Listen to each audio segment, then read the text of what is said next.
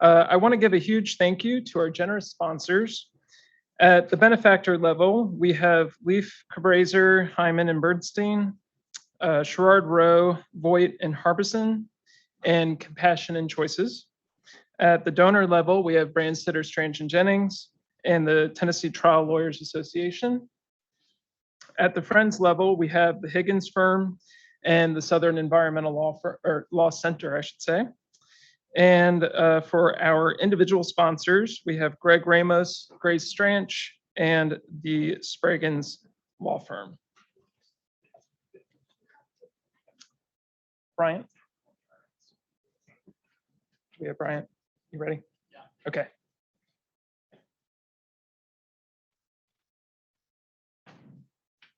Thanks, Will. My name is Brant Phillips, and it's my pleasure to welcome you all here today. I serve as the head of the firm's litigation group, and on behalf of the 100 attorneys in that group, we are just absolutely delighted to welcome you to our firm.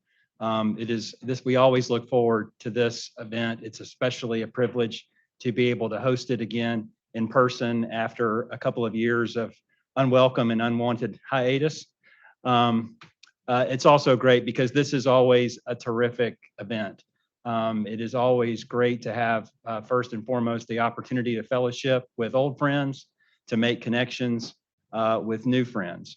But it's also really a great event because, at least for me, and I think for probably many of you, this event always serves as a really important reminder of what an impactful and influential effect our profession can have on our society, and of the responsibility that we all have as lawyers to look to make a positive difference for our clients and for our communities in whatever way that we can.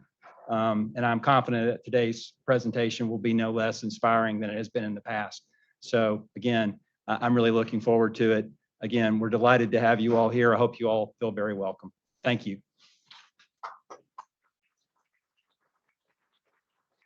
Thank you, Brant, and thank you again to Bass Berry for hosting us today. I'm James Davis, one of the other co-chairs of this event, and so I'm honored to introduce our speaker today, Mark Joseph Stern. He's a senior writer covering the courts and the law for Slate Magazine, and he also appears regularly on TV and radio and on Slate's Amicus podcast, where you may have heard him. And he's published articles in other national publications and co-authored several law review articles, and he's also written a book about the court, American Justice 2019, The Roberts Court Arrives. So we're excited to have him here today to share his thoughts on the upcoming term. Thank you very much. Please welcome Mark Joseph Stern. Thank you. Thank you so much. I reiterate all of the gratitude that was expressed before me. Thank you to everyone who's here. Thank you to ACS and John for setting this up, and to the firm for so graciously hosting and providing us with what I consider to be surprisingly delicious food, having attended my share of these events and had subpar catering. You know, I was just chatting with Kenny, who mentioned that when he lived in DC, he got mugged right by the Supreme Court. And it turns out that was foreshadowing, because now we are all being mugged by the Supreme Court. And as much as I would love to deliver an inspiring address today, I do feel it's important to touch on some of the less savory or less inspirational aspects of what the Supreme Court is doing. So I will talk a bit about some recent decisions. I'll talk about some cases coming up this term. I'll talk about some big picture stuff. And then I would love to open it up to questions. So I want to start by highlighting a decision that came down last week from a district court in West Virginia, who ruled that a federal law prohibiting the destruction of serial numbers on firearms is an unconstitutional violation of the Second Amendment. So, you know, guns come with a serial number so that the FBI can track them when they're used in crimes. It has for many, many decades been a federal crime to scratch out that serial number. And this judge held that, in fact, you as an American have a Second Amendment right to scratch out the serial number on your gun, perhaps, in fact, to print with a 3D printer an untraceable ghost gun. This is just one of the rights of free people that is guaranteed by the Supreme Court's recent decision in Bruin. I'm sure you're all familiar with the Supreme Court's decision in Bruin, which invalidated New York's very strict limits on concealed carry of firearms in public. This decision about serial numbers comes just a few weeks after another federal judge in Texas invalidated a federal law that prohibits you from buying a handgun while you are under indictment by a grand jury, including for violent felony offenses. So the judge held, even if you've been indicted for a violent offense, you are allowed under the Second Amendment to walk into a gun store and purchase a firearm. And I believe that these decisions are just a little bit of a preview of what's to come under the Supreme Court's decision in Bruin. And I highlight them to illustrate at the outset just how extensively the Supreme Court is really kind of reordering our society through its decisions and issuing these, I consider to be very far-reaching rulings that are not only really important and far-reaching in themselves, but also inspiring a huge amount of action on the lower courts to push these decisions to their logical extremes, to push them as far as they can go, and see what the Supreme Court will tolerate. We've seen a lot of that on the Fifth Circuit. We've seen some of it on the Sixth Circuit, as I know you're all familiar with. And it's an interesting phenomenon that I like to keep in mind while we're talking about the Supreme Court, because the court's decisions are, only a fraction of all of the judicial opinions that are coming down. And what the court is doing through some of these decisions like Bruin is really enabling even more extreme and maximalist rulings. And that, I think, is a dangerous trend. Yeah, I come to this talk with my own biases about the Supreme Court's role in our society. And I personally don't think that its role is to protect violent criminals from having their guns traced after they're used in a crime. I understand that 5 or 6 justices may disagree with me, but I think it's quite remarkable to see a decision like Bruin come down just one day before a decision like Dobbs, which I know you're all familiar with, which of course overruled Roe v. Wade and abolished the federal right to reproductive autonomy. It's quite startling, I think, to read the decision and the concurrences in Bruin, to read these odes to self-governance, to the importance of states' rights, to the importance of allowing the people and their elected representatives to say the final word on the most controversial issues of the day, and then flip the page to Bruin and read that, in fact, it turns out that in 1791, James Madison and his friends created an almost unlimited right to purchase and carry firearms, that if you get out your Ouija board and you hold a seance with the framers, you too can glean from the penumbras of the text of the Second Amendment. And this is a trend that is certainly not limited to those 2 cases.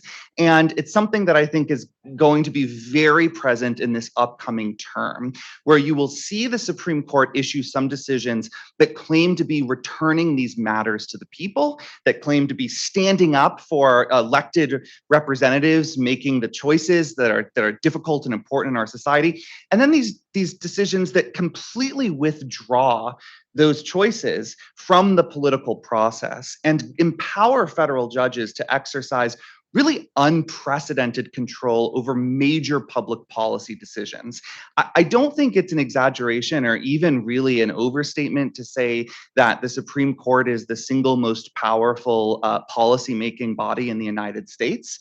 With every term, it seems to take more and more power from the political branches for itself.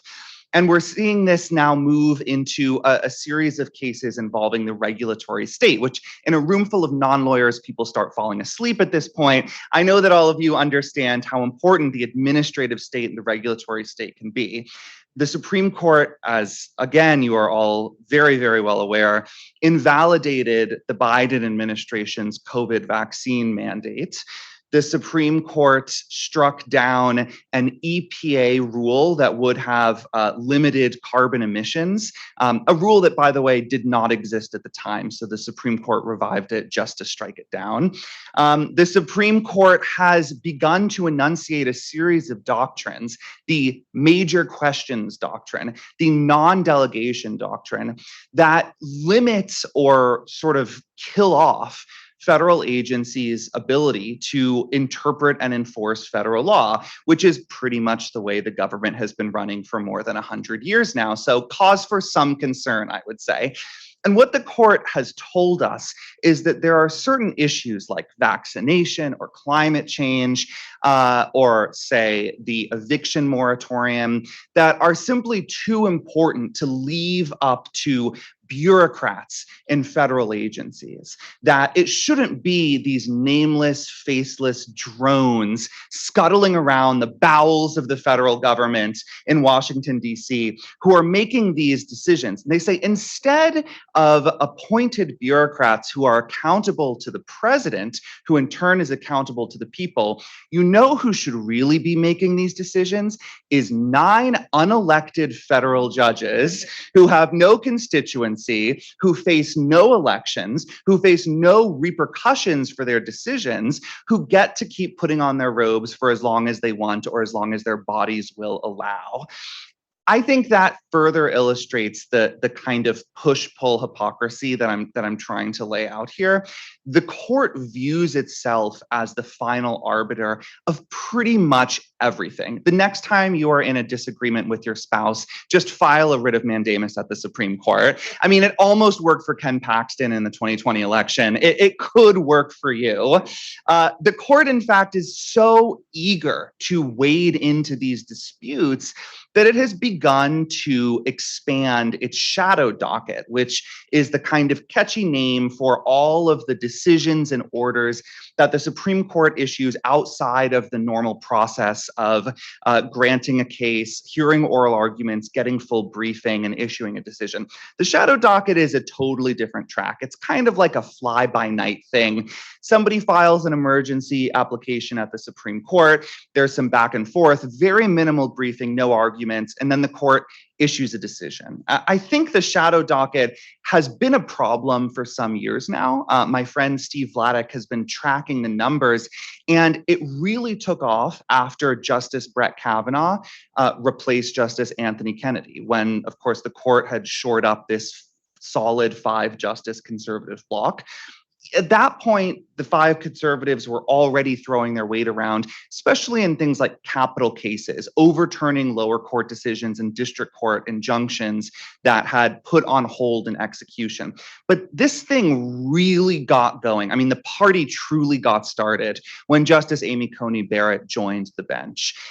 Because just a few weeks after that happened, the court abruptly reversed course on its COVID-related decisions and struck down a New York law that had restricted religious worship in places with high COVID transmission by a 5-4 vote. And, you know, I think when you've lost the Chief Justice on religious liberty, it shows that you have wandered very, very far into the woods.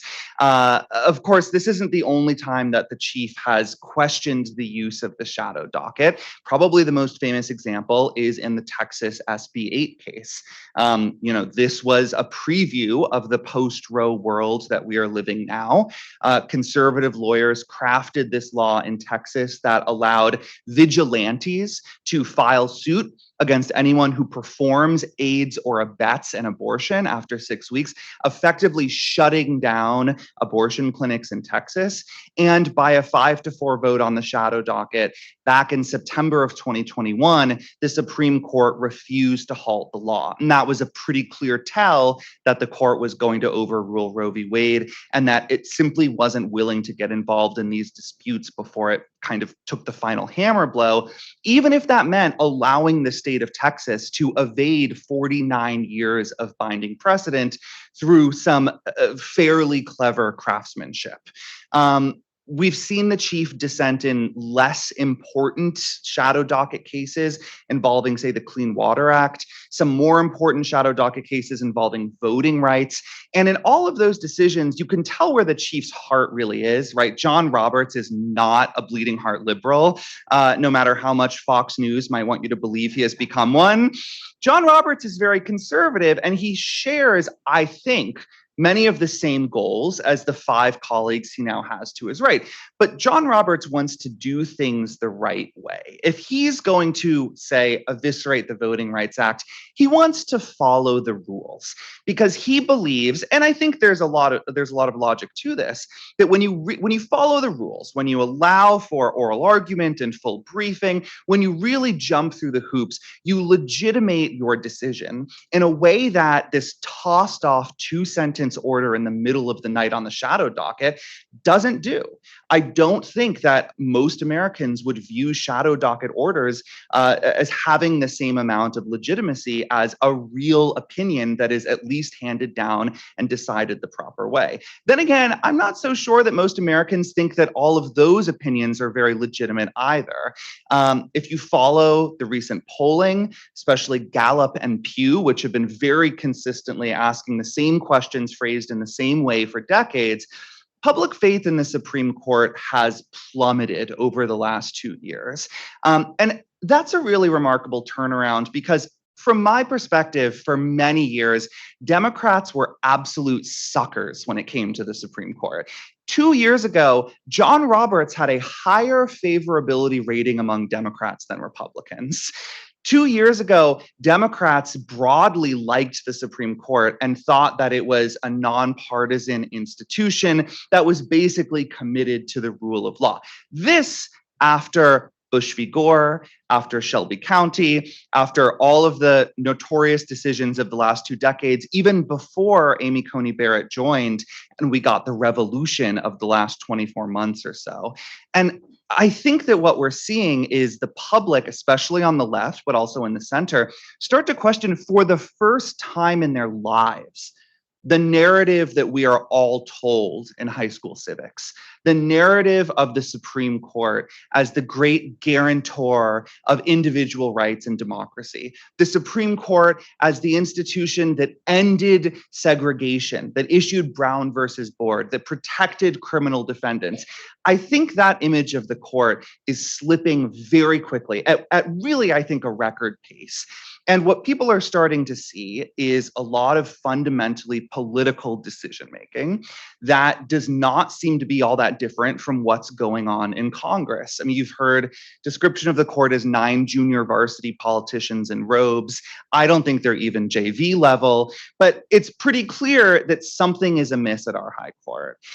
If it weren't clear already, Justice Elena Kagan recently hit the lecture circuit to make it clear. Justice Kagan went on a very intentional tour to say in different locations and different contexts that she is worried about the Supreme Court's legitimacy, that she thinks its legitimacy is slipping, and she believes that when the court's legitimacy slips, its power slips as well. And so anyone who cares about the Supreme Court as an institution that holds power, that can make and enforce decisions, should be cared about its legitimacy. I mean, look, I go to the Supreme Court all the time to cover arguments. When you are in that building, you feel like you're in a Roman temple. The red velvet curtains, the beautiful marble, the friezes with the religious figures, even Justice Breyer flushing the toilet on the phone during oral arguments could not really puncture that image when you are in the court. You feel it when you're there.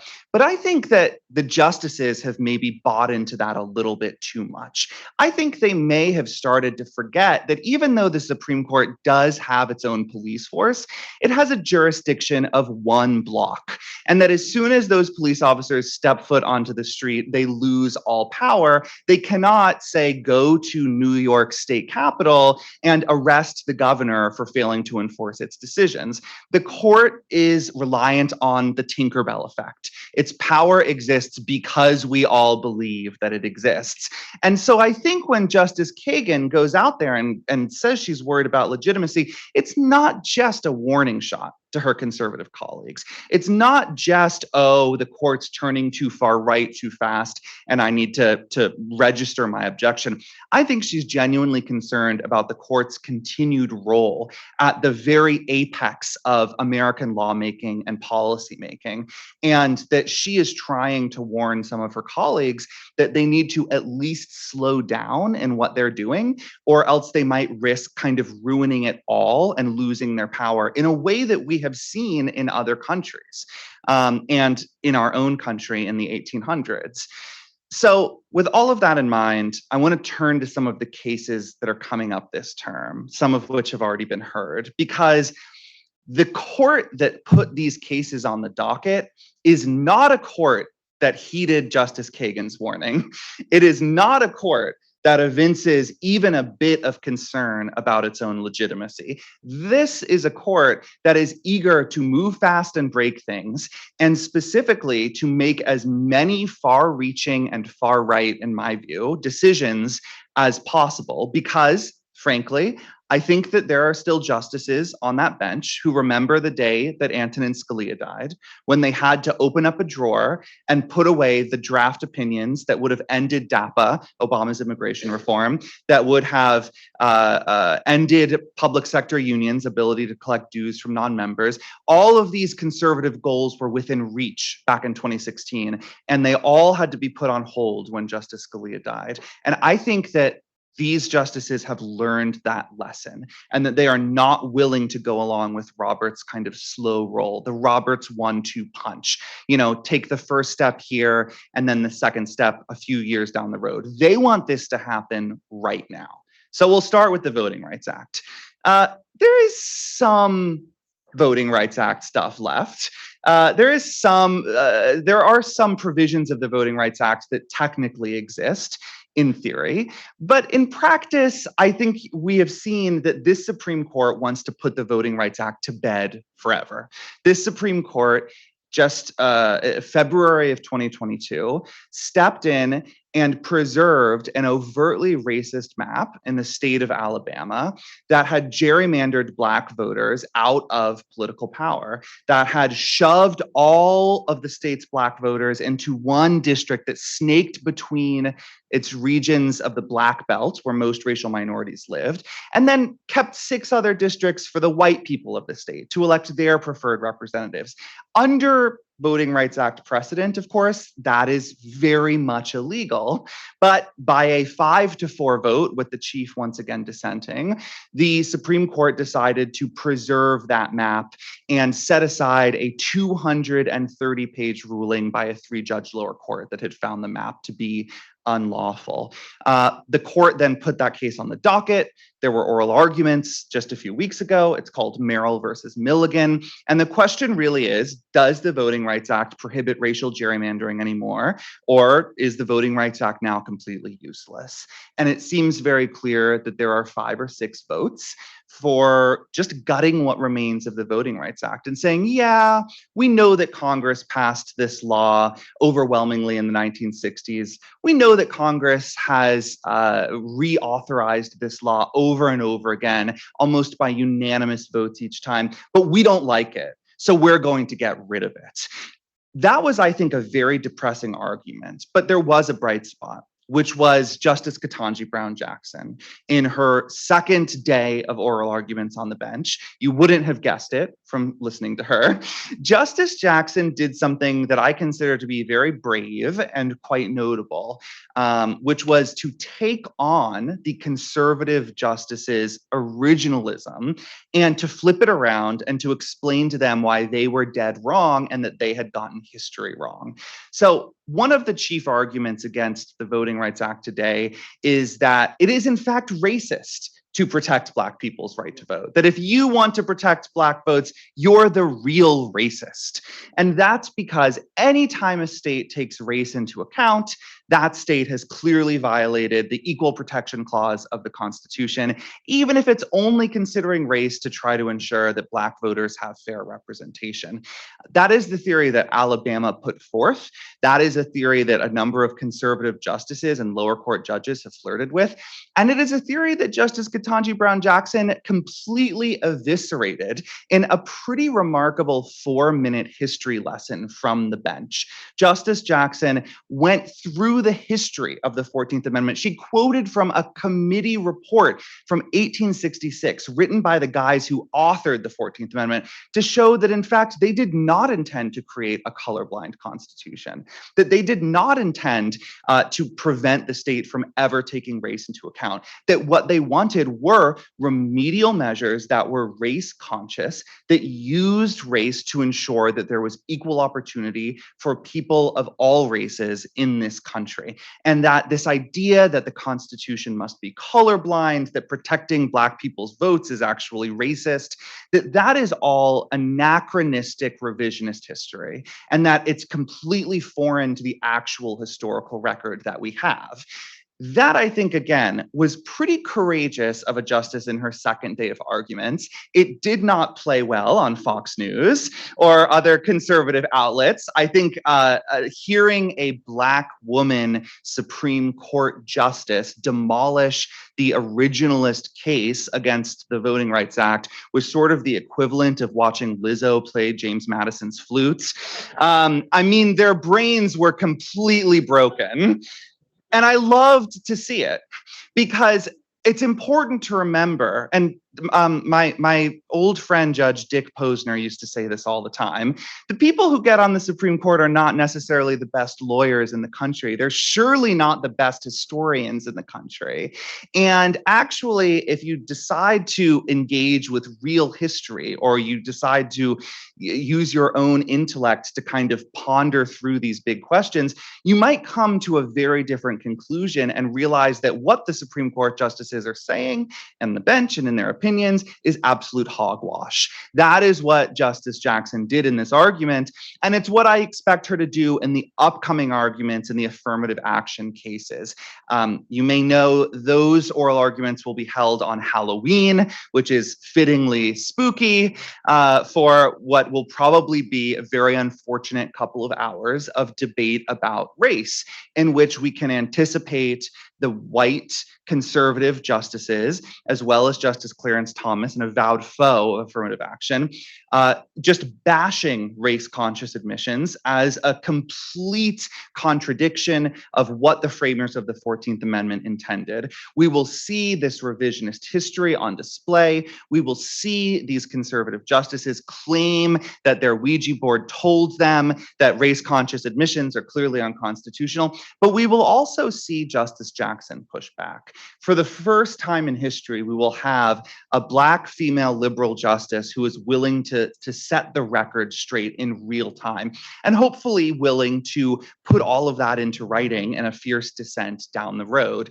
And that's the kind of thing that gives me hope, because, look, if we had been talking 60 years ago, 70 years ago, it would have been conservative lawyers who felt like they were out in the cold. It would have been the conservative legal movement who felt like they were completely lost and there was no hope for their ideas ever becoming the mainstream ideas in law, or translating into judicial opinions. And what they decided to do was create an alternate vision of the Constitution in exile, to spend many years building up a series of theories: non-delegation, major questions, race neutrality, all of this stuff, and impose it in dissents and say, this is the real Constitution, this is the real truth, and we need to build up an intellectual framework so that once we regain power, we can impose it as soon as possible. And that, of course, is exactly what they did. I mean, say what you will about the conservative legal movement, but they are very good at planning the long game. The long game does not mean 2 or 3 or even 10 or 15 terms down the road. It means William Rehnquist writing these decisions against things like abortion rights, knowing that he might not live to see this become the law, but maybe his clerks will, and that was enough for him. Justice Jackson is fairly young. I am optimistic enough to believe that she will see some of her opinions right now become the law.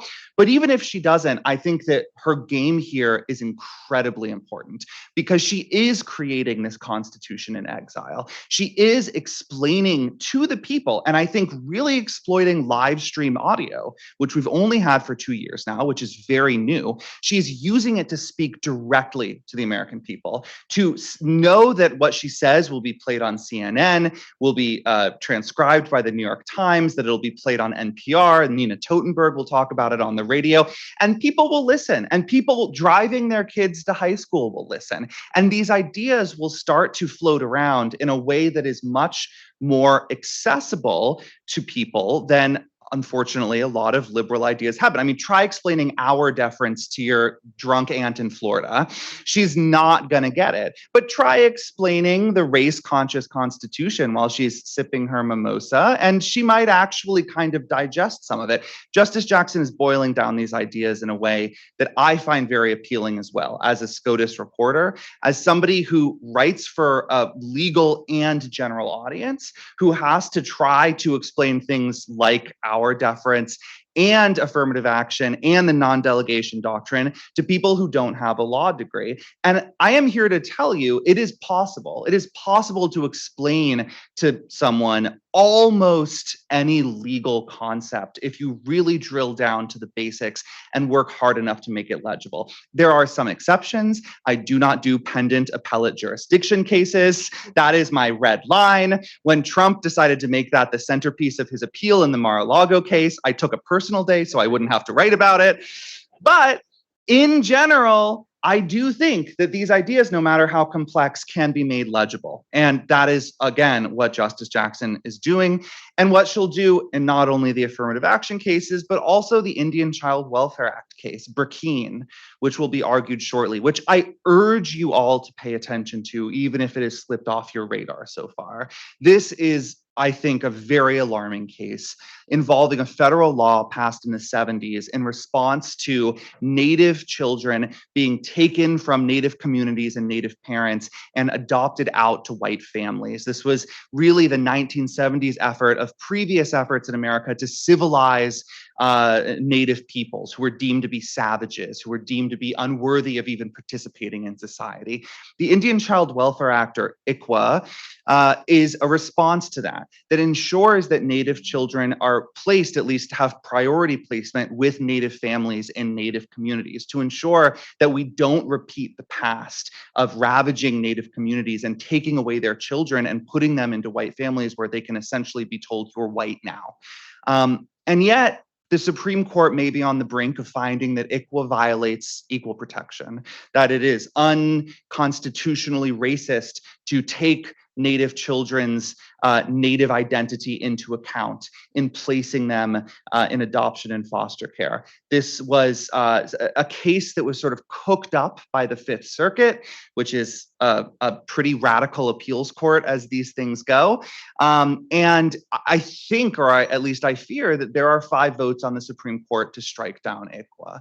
And if and when that happens, it will not only be devastating for Native families, but I think it will be an extraordinary betrayal of some of the most basic promises that the Constitution guarantees and that the Supreme Court is meant to protect, because we are talking about some of the most vulnerable individuals and a community of people who have suffered through centuries of essentially white colonialism and conquest. And for the Supreme Court to say that it is unconstitutionally racist to protect them from further white conquest, that is, to my mind, unconscionable. And so this is another one of those cases where even if the liberals cannot prevail, and I do think there's maybe some hope because Justice Neil Gorsuch has shown some favorability toward tribal rights, but on a 6-3 court, it doesn't so much matter. If the conservatives strike down ICWA, it will be crucial for the liberal justices to explain their vision of Native law and tribal law and why tribes can claim these rights to protect Native children. And I know that Native issues fall off the radar very easily. We had about 2 years of good decisions in these cases. cases when Neil Gorsuch was the swing vote. But as soon as Amy Coney Barrett joined, everything has swung the other way. The Supreme Court issued a terrible decision last term that was a huge blow to tribal sovereignty that I think really teed up this ICWA case. And I know that all of you have many issues on your radar. If you can squeeze this one in as well, I think that the country would be a better place for it. Let me turn now to a bit of election law. We talked about Merrell versus Milligan, which is the Voting Rights Act case. I am afraid about that case. I think it's very bad to legalize racial gerrymandering. I am significantly more afraid of Moore versus Harper, which the Supreme Court just scheduled to hear oral arguments in on December 7th, which is Pearl Harbor Day, a day that will live in infamy for more than one reason now, it appears. Moore v. Harper involves the independent state legislature theory. If you've heard of that theory, it might be because you read Ginny Thomas's emails to state legislators during the transition in 2020, when she sent these emails to legislators in Arizona and other swing states, urging them to overturn the result of their state's popular vote and exercise their right as a state legislature to simply assign electors to whoever they prefer. Now, you will not be shocked to learn that Ginny Thomas had the theory a bit wrong.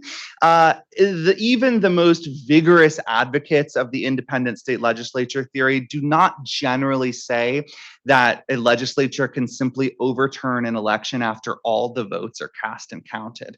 But what they do say is still pretty alarming.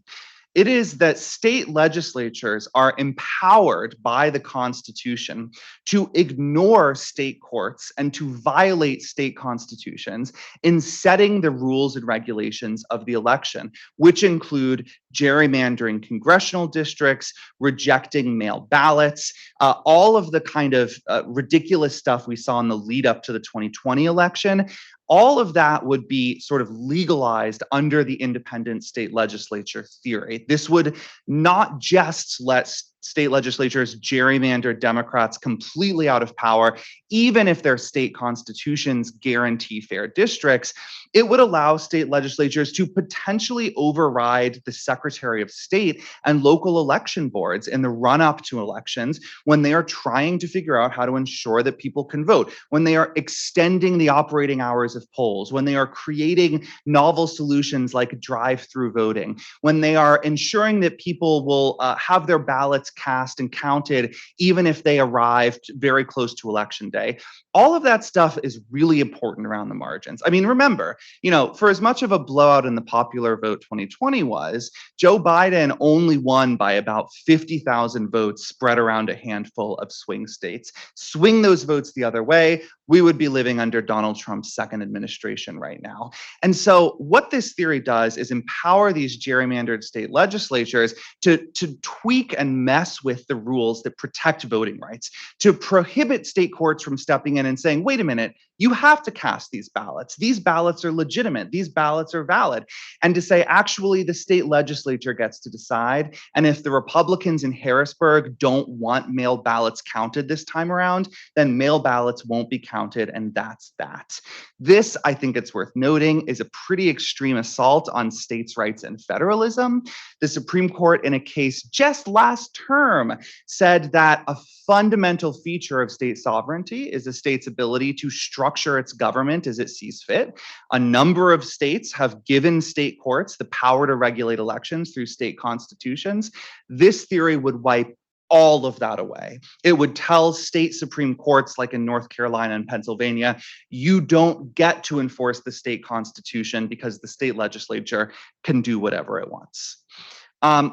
Turning to another case that was just calendared for this December session, 303 Creative. This is a follow-on to the Supreme Court's decision in Masterpiece Cake Shop, which became notorious for deciding almost nothing and punting the question down the road of when someone who provides custom goods or services for a wedding can turn away a same-sex couple. The individual in this case, the litigant, makes websites in Colorado. She does not specialize in wedding websites. She specializes in dog breeders, but she claims that she may one day in the future be asked by a same-sex couple to prepare a wedding website for their blessed ceremony. Now, to be clear, she has not been asked to make a wedding website for a same-sex couple. And I don't want to draw too much on stereotypes, but I don't think any of the gay couples I know would want to engage her services based on the design examples in the record in this case. And yet, she has decided to go to court and demand a First Amendment right to preemptively declare that Colorado's civil rights law, the same law at issue in Masterpiece Cake Shop, we cannot move past this, that law is unconstitutional and a violation of the First Amendment. I have to say, again, I certainly wouldn't engage this woman's services. I think that in a robust marketplace, there could be an argument that an individual like her could be relieved from having to engage in website design that she finds personally abhorrent. But then the question becomes, where exactly do you stop? What about the racist who doesn't want to make the website for the interracial couple? What about the Islamophobe who won't make it for a Muslim couple, or the anti-Semite who won't make the website for a Jewish couple? Does the Supreme Court simply cordon off gay discrimination as something that's acceptable, as something that doesn't deserve the same level of protection as racist discrimination or sexist discrimination? Does the Supreme Court tell all of these states that have passed LGBTQ non-discrimination laws that those laws just don't matter as much? Or does the Supreme Court empower the mediocre website designers of the world to discriminate against anyone for any reason if it violates their freedom of speech? This is not a free exercise case. This is a free speech case. This is not about any particular religious belief. The question presented is whether artists have a free speech right to refuse service. Does the Supreme Court consider hairstylists to be artists? Are they conveying a message of approval if asked to do the hairstyling for two brides at their wedding? How about jewelers? I mean, how about, you could go down the line here, we don't need to. The issue is that the Supreme Court appears to be taking pretty clear aim at the broader framework of civil rights law and non-discrimination law, and using the First Amendment to undercut some of those protections that, at least until now, the court has previously found to be crucial in ensuring equal access to the marketplace and equal dignity for all. Equal dignity for LGBTQ couples is not really in vogue at the Supreme Court, so I am not optimistic that the Supreme Court will handle this case in a responsible way that does a minimum amount of damage. Indeed, I fear that this will be a vehicle to roll back many of the rights that Americans only recently received in the Bostock decision, protecting LGBTQ people under Title VII. And so that is the final case of this upcoming term that I want to highlight and wave a red flag over. But that is a very depressing place to end these remarks, so I won't end there. I will just instead say that as a person who covers the Supreme Court, as a person who reads way too many briefs and attends oral arguments, I am surprised by the lack of cynicism among advocates who are dealt a losing hand. I am delighted by how vigorously advocates are still mounting these arguments that they know to be doomed, and how many amicus briefs are still flooding in cases like 303 Creative and Moore v. Harper, defending democracy, defending individual rights and civil liberties, trying to explain to the justices why they are going horribly awry. And, when I am in a very bad mood and feel like all of this is useless, I go back to those briefs or I call up those advocates, because they always unfailingly inspire me to pick my head up and keep on the work, because they are the ones who have to hear those decisions come down and know that they lost. They are the ones who have to call up their clients and say, I am sorry, but the Supreme Court has ruled against you and you have lost your rights and privileges. They are the ones who, if they represent people on death row, have to tell their clients by an unsigned 5 to 4 midnight order, you have now been authorized for execution. And they are still going to work every day and putting up the fight and joining people like Justice Jackson in building counter arguments, in creating a constitution and a law sort of in exile, so that if and when power ever shifts, if and when they regain influence in the judiciary, they will be ready on day one. They will be prepared to start the work of undoing so much of this damage. And in those rare cases, when there is a little bit of hope for a victory, they ensure that they are mounting the absolute best defense of their position that they can. Even at this Supreme Court, we have seen a handful of decent decisions that lean left, and that is exclusively because lawyers like many of you in this room decided this can't be hopeless. I will take up this case. I will mount the best appeal I can, and I will spend hours and hours in the archives reading over some history from the 1860s to try to explain to Justice Thomas why he's so terribly wrong. And every once in a while, that actually works. And even when it doesn't, we have the record. We know that the fight was made and that there was real change in how people viewed the case, and maybe even a swing vote that came over to the other side at the end of the day. Maybe Chief Justice John Roberts read your brief and said, this is too crazy even for me. That stuff still happens. I believe that there will be a future that is less dark than the one we seem to be facing now. And I just want to congratulate and thank all of you in this room who do that work, because I promise you, as someone who sees the court from this particular perspective, it is not worthless, it is not useless. There is incredible value in mounting that fight. And I am optimistic enough to believe there is a real chance that one day your ideas may prevail. Thank you.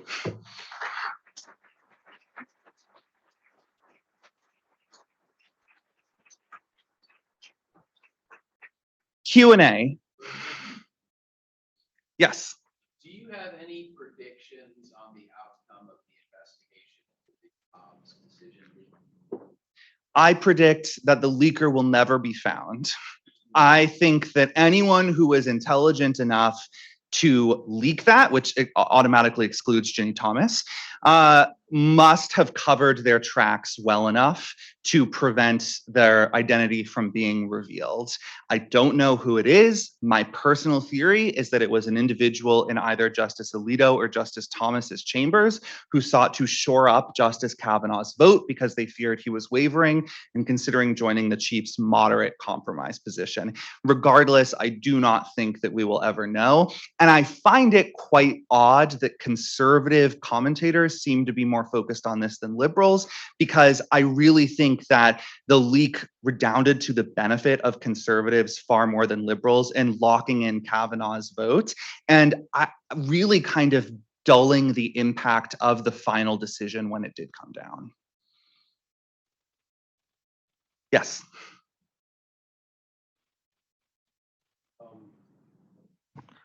What do you think we should do when the Supreme Court rules that the independent state legislature theory is the law?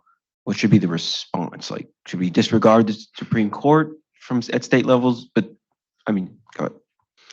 So first of all, I will say, and in the genre of glimmers of hope, I am not 100% sure that the Supreme Court will embrace the independent state legislature theory.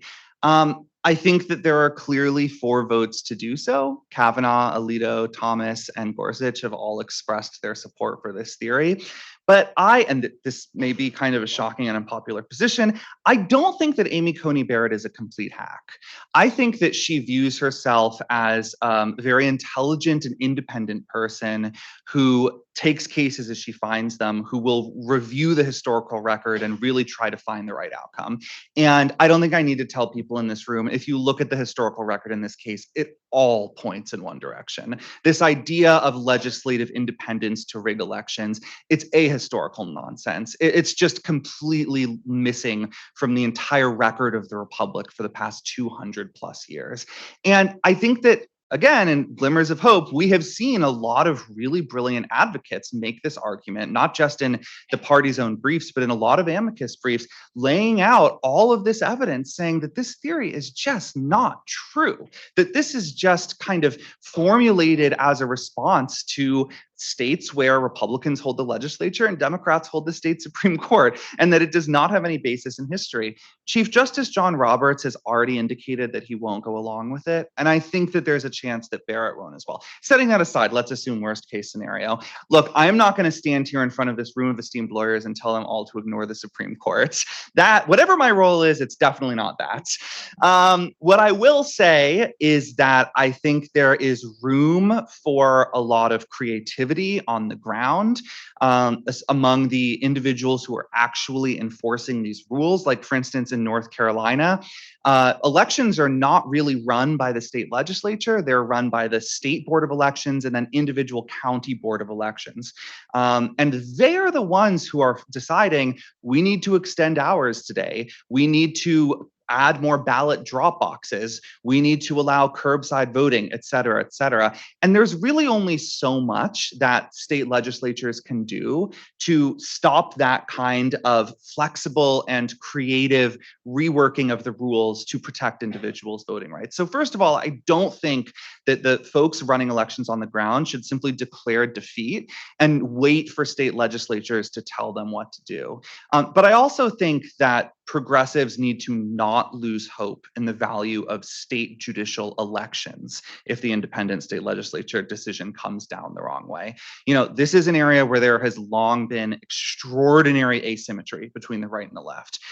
One of the biggest impacts of the Citizens United decision was not really on federal elections, it was on state judicial elections, where a tidal wave of outside spending was unleashed, particularly on the right, shortly after that decision. Democrats are starting to catch up. Democratic voters are starting to catch up. But in 2020, the Chief Justice of the North Carolina Supreme Court lost her race by 400 votes because a couple thousand Democrats just didn't fill in the bubble. They voted for Democrats in the federal races and didn't care about the others and submitted their ballots.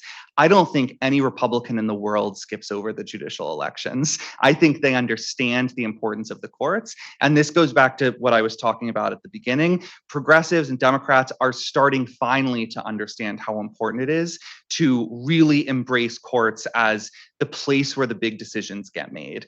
And so I understand what a crushing defeat it would be to these gerrymandering cases if this case comes out the wrong way, right? It would prevent state courts from limiting partisan gerrymandering, congressional districts. That's awful. But there is still so much else that progressive state courts can do that the US Supreme Court simply has no power to reverse. And so I guess what I'll say is, in addition to doing whatever is possible to protect voting rights, people need to remember that even if the US Supreme Court takes elections out of the hands of state judiciaries, it does not mean that those courts are unimportant. It doesn't mean those races don't matter. There is still so much that they do. Other questions? I will start randomly calling on people. Yes.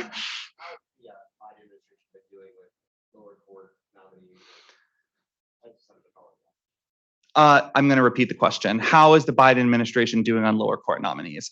I would give the Biden administration a B+ when I'm in a bad mood and an A when I'm in a good mood.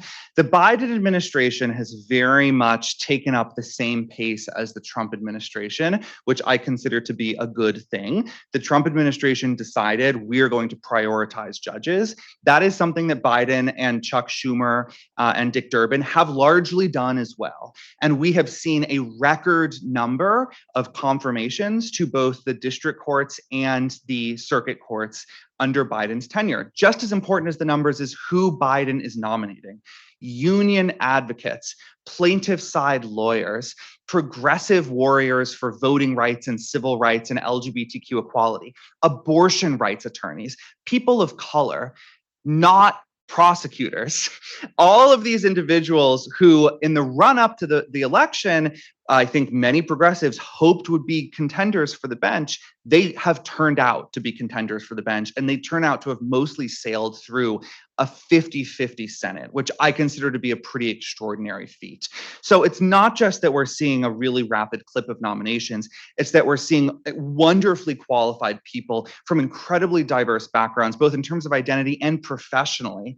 Public defenders, including Katanji Brown Jackson, finally getting on the court, on all of the courts, and pushing back against the, I think, very, very outsized influence of corporate lawyers and prosecutors who for far too many years were the consensus choice of both Democratic and Republican presidents. Yes. Does the conservative wing of the court have a leader? And if so, who is it and why is that person the leader? I think Justice Clarence Thomas is pretty clearly the intellectual leader of the Supreme Court. And I think that his ideas, which once seemed so radical years ago, have now become mainstream.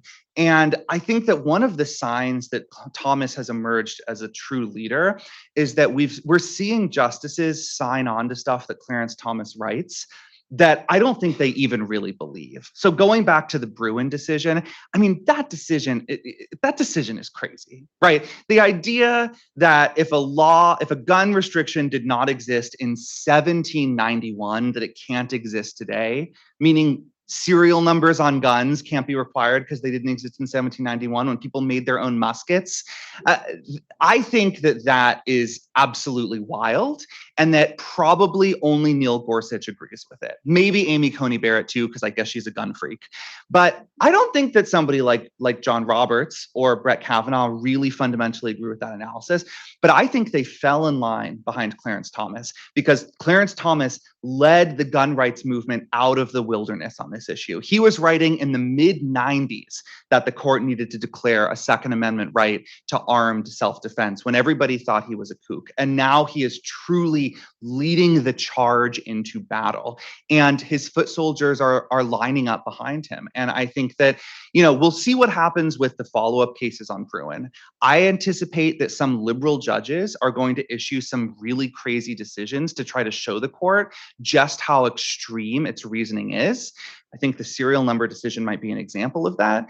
And I think that Kavanaugh and Roberts may eventually decide to get off that crazy train.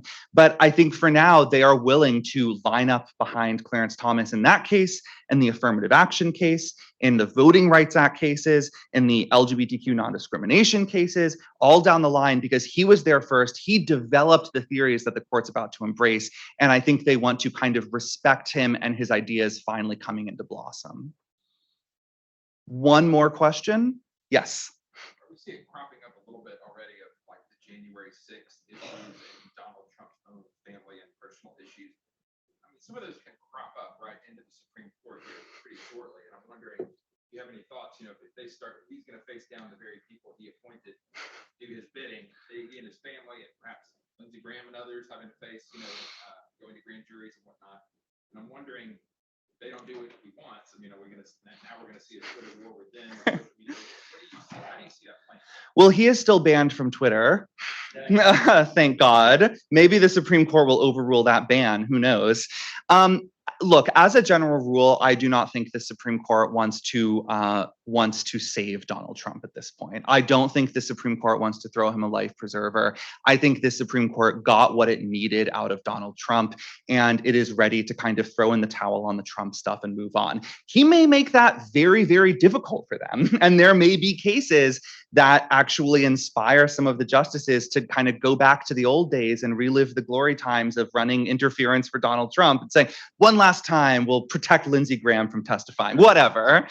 But I think as a general rule in the Mar-a-Lago cases, in the New York civil case, and a lot of these investigations, I just don't see 5 votes or 6 votes for Donald Trump in almost any circumstances. And that's because this Supreme Court may be extremely ideological, it may be cynical, it may be political, but it's not corrupt in that sense.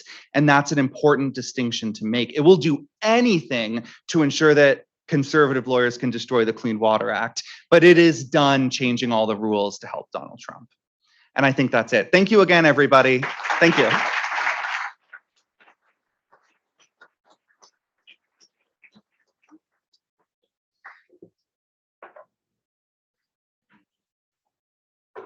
Hello, everyone. We're not gonna keep you too much longer. I'm gonna say up a couple things and I'll pass it over to Grace. Once again, I want to thank Mark Joseph Stern for coming here to speak on behalf of the ACS National chapter, and also on behalf of ACS National. I want to present you with this excellent mug that's very beautiful, and you can drink coffee out of it. No problem. Thank you so much.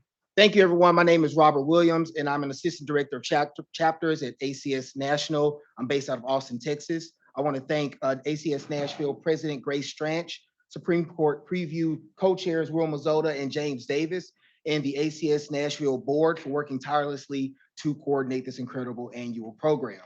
Our network, our chapters, and our members, students and lawyers, are the heart of ACS, and they inspire us every day to make us hopeful about the road ahead. Over the years, we've seen the growth of ACS network and the positive difference our members have made in building a more diverse pipeline to the judiciary, promoting progressive legal values, expanding the right to vote, and much more. Our network is why we continue to believe so fervently in the impact of this organization. As many of you know, ACS was founded in 2001 in response to the growing prominence of the conservative legal movement, specifically in the aftermath of the Supreme Court's decision in Bush v. Gore, which resulted in George W. Bush being the president. This decision in Bush v. Gore made clear the power that the conservative legal movement had gained over the federal courts and the threat that it posed to the guardrails of our democracy. ACS was built to be a national network of progressive students and lawyers that could defend democratic values and shape legal debate in this country. This is more important now than ever, as we are witnessing unprecedented attacks on our democratic legitimacy. Today, we are the foremost progressive legal organization in the country with more than 250 lawyer and student chapters across the country. And we need every single one of you to help us advance our mission in the progressive legal movement. One of our core tenets as an organization is that courts matter. We all know who sits on our courts matter, and right now our federal courts are still overwhelmingly white and overwhelmingly male. ACS is on the front lines in changing this with our Path to the Bench project, which has built a national pipeline of diverse progressive candidates for the bench.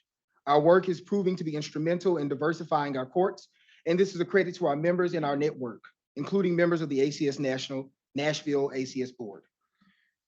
Our hope is that you join us in meeting this mission and that you start thinking about whether you too would like to be a judge one day.